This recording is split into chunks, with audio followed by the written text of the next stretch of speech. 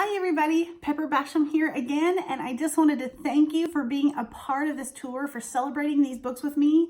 The books are The Thorn Bearer, my debut novel, The Thorn Keeper, Catherine and David's story, and The Thorn Healer.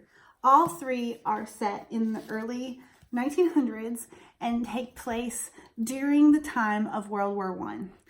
And I am so glad that you've got to be a part of this journey with me, celebrating it through Just Reads, and it's just exciting. So thank you for being a part of it.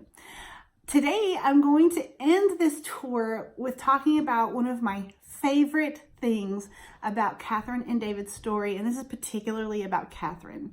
We're going to talk about redeeming characters. I don't know if you guys enjoy stories where you take a character that was kind of seen as an antagonist or even a villain, and they're turned into a hero or a heroine. I'm not sure how you feel about that. Different people have different feelings about that transformation. For me, I have a soft spot in my heart for prodigals. And so to have my second book that I ever have had published be about a prodigal is really important to me. And let me just say, it wasn't supposed to be that way. Catherine's story was never supposed to be written, in my mind. But that's what makes this story even more beautiful. And some of you have heard this story, but I'm going to share it here so you can have a better understanding. Catherine, the first time I wrote The Thorn Bearer, which is the first book, Catherine doesn't have a happy ending. She becomes an outcast, and her sister and her family, at the end of The Thorn Bearer, they find out, spoiler, that she's expecting outside of marriage, and she's just bitter about it and kind of sad. And so the first time I wrote that book, I end with Ashley and Sam getting together, of course, but there's no real redemption for Catherine. So when I was going through the edits for The Thorn Bearer, and I was working on the last half of the story, I got to one part in the story, and the only way I can describe it is I felt this deep impression in my spirit that basically was, save Catherine. And so I'm going to get emotional. I get emotional every time I talk about it. That was such a strong feeling for me, that it was a reminder that we're all prodigals and that we all need saving, and no one is too far gone for the hand of God to rescue. And so once I realized, but my first response was, wait, she's the bad guy. She's not going to be saved. I'm not going to redeem her. And then that impression wouldn't go away.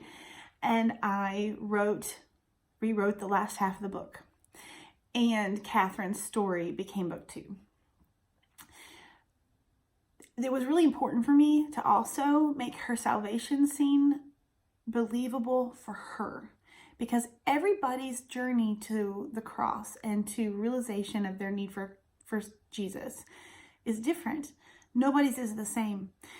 And hers had to fit where she was and who she was.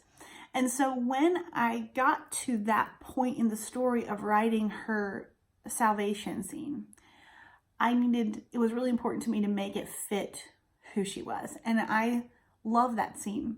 It's my favorite salvation scene I have ever written. I love that it is very much something about her. I also love that David's caught off guard by it and has to be a little uncomfortable, which is, I think, what we feel whenever we're talking to people about Christ. Lots of times it's not always comfortable. And I love that scene. I also love how Catherine's personality stays very much the same, but is changed.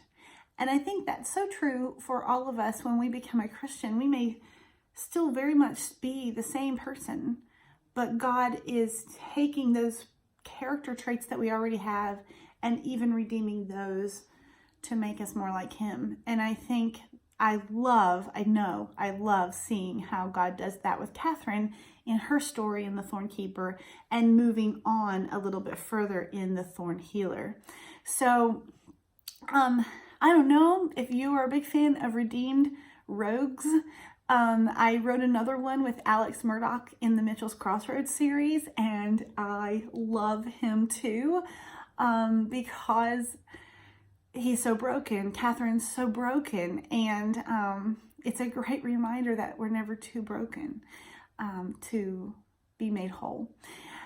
That is no better way I can think of to end this tour for the Pen and Time series, and particularly for the Thorn Keeper, because it's a good reminder, a heart reminder, that there is no person too broken or no situation too broken. And as we're all watching the world outside have a lot of broken things happen, we can trust that there is a bigger plan and a loving hand at work in it all, and that we're held. And we can be brave and bold and hopeful because we know who holds us. Thank you all so much for being a part of this, and stay safe.